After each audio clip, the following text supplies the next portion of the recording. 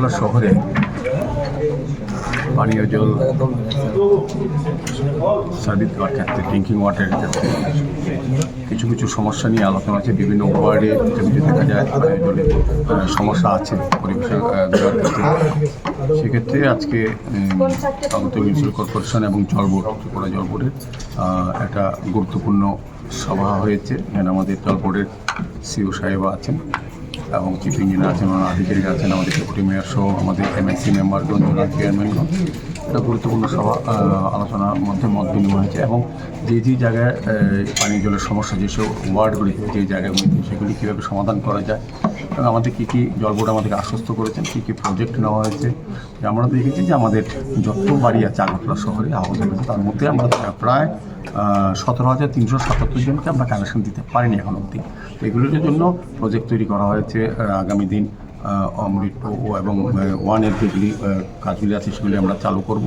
পাশাপাশি নতুনভাবে কিছু প্রজেক্ট তৈরির হাতে নেওয়া আছে এবং এই সিস্টেমটা যাতে সুন্দরভাবে হয়, প্রতিটি জায়গায় যাতে প্রতিটি পিজিটি আমাদের আছে সেগুলি যাতে সুন্দরভাবে চালানো যায়, পাম্প অপারেটর যে সঠিকভাবে কাজ করে।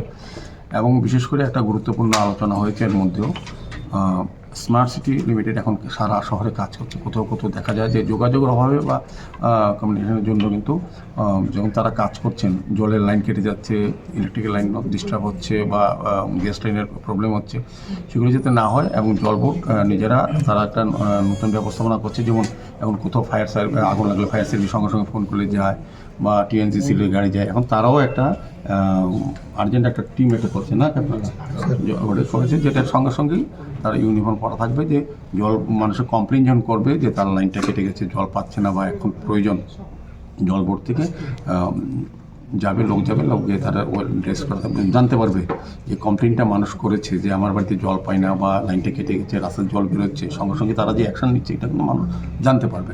এমনিতে জল বোর্ড কাজ করে, ওয়াটার সাপ্লাই কিন্তু কাজ হচ্ছে, মেনটেন্যান্স হচ্ছে, কিন্তু এটা দৃশ্য ফায়ার ব্রিগেড আগুন লাগলে ফায়ার ব্রিগেড গেলে পরে মানুষ বুঝে যে গাড়ি এসছে, কাজ হচ্ছে। বা গ্যাসের কোনো ফায়ার এসছে মধ্যে টিএনসিলে গাড়ি যায় সাইরেন বাজে, তখন মনে করে যে বুঝে। আর কিন্তু জল বোর্ড যে নীরবে কাজগুলি প্রতিদিন করছে এগুলো তো কেউ বুঝে না, বা যারা কমপ্লেন করে তারাও অনেক সময় বুঝে না তারা কাজটা হয়ে গেছে। যে সেক্ষেত্রে একটা গুরুত্বপূর্ণ সিদ্ধান্ত তারা নিয়েছে, এটা ধন্যবাদ জানাই।